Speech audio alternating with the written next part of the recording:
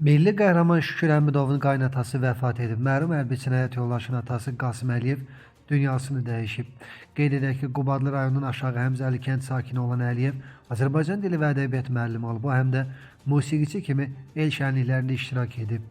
Xatırladaq ki, polkovnik Şükür Əmidov 2020-ci il oktyabrın 22-si Qubadlı rayon istiqamətində döyüş zamanı ön xəttdə şəhidlik zirvəsinə ucalıb. O, 2-ci fəxri xiyabanda torpağa tapşırılıb. Allah rəhmət eləsin. Xalq artisti Afaq Bəşir qızı 14-cü dəfə əməliyyat olunub. Bu barədə xalq artisti moderator Azad danışıb. Cərrahi əməliyyatı dünən səhər saat 10-da baş tutdu. Axşam saat 8-də həkimin köməkliyi ilə ayağa qalxıb gəzdim. Bu mənim üçün ən böyük sevincdir. Mən indiyə qədər bədənimin ayrı-ayrı hissələrində 14 əməliyyat keçirmişəm, deyə aktrisa bildirib. Qeyd edək ki, Afaq Bəşir qızı uzun müddətdir ayaqlarında yaranan problemlərlə bağlı yeriməkdə əziyyət çəkir. Bakıda 36 yaşlı şəxs yanacaq doldurma məntəqəsində qəfil vəfat edib. Hadisə iyunun 4-ü saat 2 radələrində Qaradağ rayonu Lökbatan qəsəbəsində qeydə alınıb. Belə ki, 1990-cı il təvəllüdlü Yevlax rayon sakini Nəsim Orucoğlu Süleymanovun ürək çatışmazlığından öldüyü açıqlanıb. Hazırda faktla bağlı araşdırma aparılır.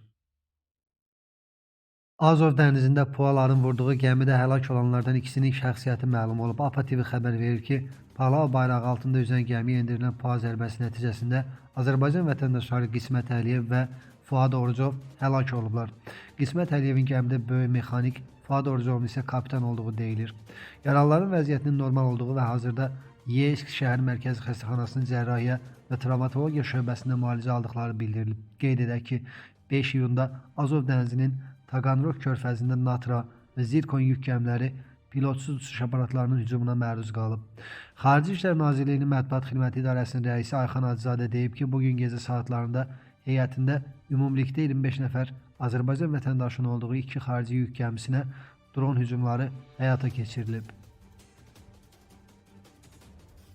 Ötən ilin ən böyük əməliyyatlarından biri olan 5 milyonluq siqaret qaçaqmalçılığı ilə həbs edilən məşhur iş adamı Ruslan Eyübov həbsdən azad olunub.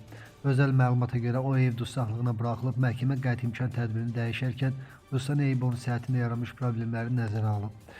Qeyd edək ki, Bakı-Özsan Beynəlxalq Ticarət Dəniz Limanının sahibi Ruslan Eyübov barəsindəki ibtidai istintaq başa çatıb, ona yekun ittiham elan olunub.